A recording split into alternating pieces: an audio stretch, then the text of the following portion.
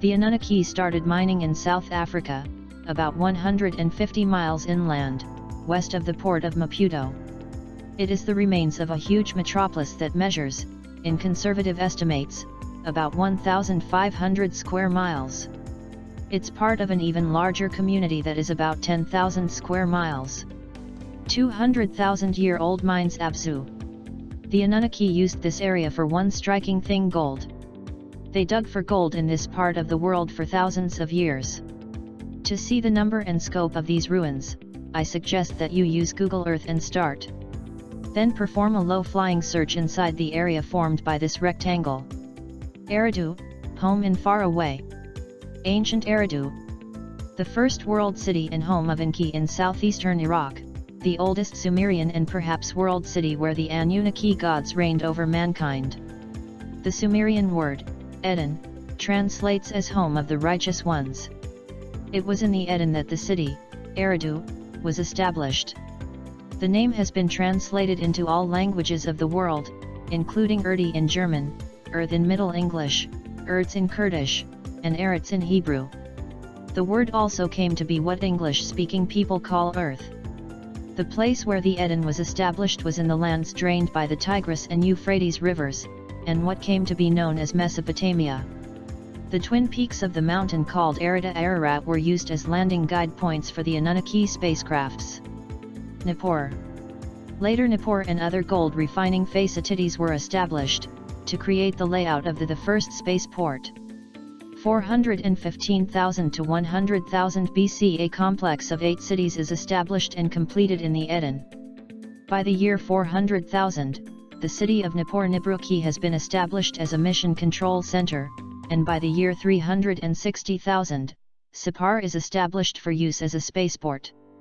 Additional cities in the complex include Shurapak, established as a medical center for the use of 9 Hersag.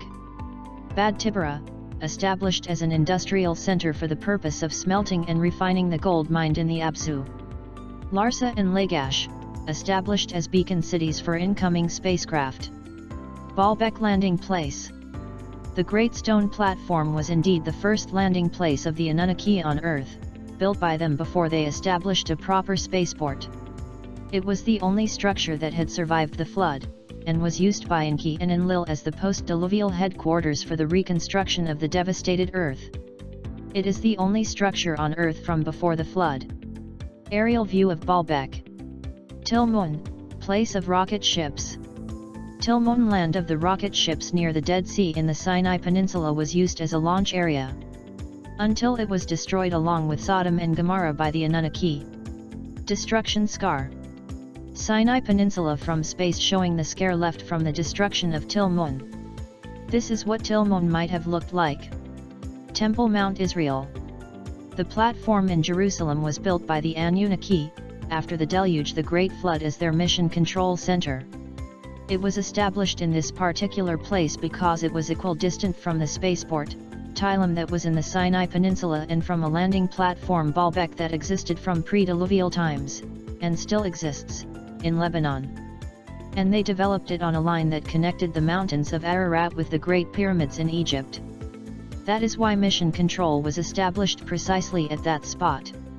Below are the huge stones in the Rabbi Tunnel, which are part of the construction at the base of the platform. Great Pyramid. 10,500 to 7,000 BC. After the deluge, the Anunnaki create a new place of the chariots, the original site having been destroyed by the floodwaters. The new site will exist on the lands drained by the Nile River, and which, many centuries later, will be known as Egypt. Because the lands are flat and no natural features exist to be used as landing guide points, the Anunnaki create 2 peaks by constructing 4-sided, pyramid-shaped structures. They are designed by Ningish Zitthathoth. The largest of the 2 structures is given the name of Ikar. Sphinx. 10,500 B.C. Thoth, the designer, to commemorate the building of the pyramids in the zodiacal age of the lion, builds a lion statue facing the constellation Leo, with his face on it. Due to precession of the Earth, today the Sphinx currently points to Taurus, the bull, every spring equinox. Jericho. 8500 BC. The Anunnaki establish outposts at the gateway to the space facilities. Jericho is one of them. Göbekli Tepe. Excavations began. A complex on this scale was not thought possible for a community so ancient. The massive sequence of stationification layers suggests several millennia of activity, perhaps reaching back to the Mesolithic. The oldest occupation layer, Stratum 3, contains monolithic pillars linked by coarsely built walls to form circular or oval structures. So far, 4 such buildings, with diameters between 10 and 30 m have been uncovered. Geophysical surveys indicate the existence of 16 additional structures. Stratum 2, dated to pre-pottery Neolithic B, 7500–6000 BC, has revealed several adjacent rectangular rooms with floors of polished lime, reminiscent of Roman terrazzo floors. The most recent layer consists of sediment deposited as the result of agricultural activity. The monoliths are decorated with carved reliefs of animals and of abstract pictograms. The pictograms may represent commonly understood sacred symbols, as known from Neolithic cave paintings elsewhere.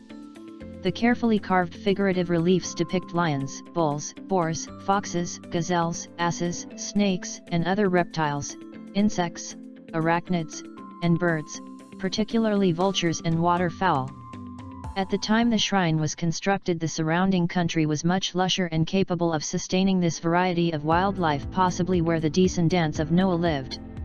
Uruk. 3800 BC. The soils, dry plains and river valleys are resettled. Anu and his spouse Antu come to Earth for an pageantful visit. A new city Uruk is built in his honor. He makes its temple the abode of his beloved granddaughter Inanna Ishtar. Puma Punku. This is also built for Anu's visit. At its peak, Puma Punku was unimaginably wondrous, adorned with polished metal plaques, brightly colored ceramic and fabric ornamentation, trafficked by costumed citizens, elaborately dressed priests and elites decked in exotic jewelry. It was part of a larger area called Tiwanaku. Settlements of Mesopotamic and Egyptian/Africans people in Mesoamerica around 3800–3509 BC. Dethronement of Ningishzida thought by Marduk Ra, an exile of Thoth and his human followers from Egypt to Mesoamerica. Rise of the figure of Quetzalcoatl, around 3200–3150 BC. Birth of the first Mesoamerican calendar in 3113 BC. Dwarka coast of India. The ruins are located just off the coast of modern-day Dwarka, one of the 7 oldest cities in India. The ancient Dwarka was a planned city built on the banks of the Gomati River but was eventually deserted and submerged into the sea, as documented in texts like the Mahabharata and Purana, though some experts maintain that it was mythological. As the story goes, Lord Krishna had a beautiful and prosperous city built, with 70,000 palaces made of gold, silver and other precious metals. It was his death that supposedly sent Dwarka sinking into the sea. Kish in Sumer. 3769 BC. Mankind granted kingship. Kish is the first capital under the aegis of Ninutra.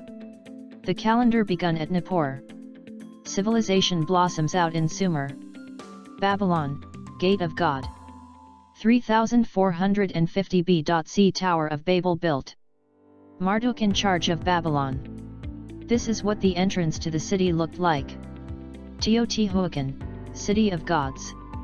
3113 BC. Thoth Quetzalcoatl arrives in South America. Starts building his city Teotihuacan. Memphis, Egypt. 3100 BC. Marduk declares himself Ra, Supreme God, in a new religion. After 350 years of chaos, the first pharaoh is appointed in Memphis. Indus Valley. 2900 BC. Inanna is given dominion over the Indus Valley. Harappa.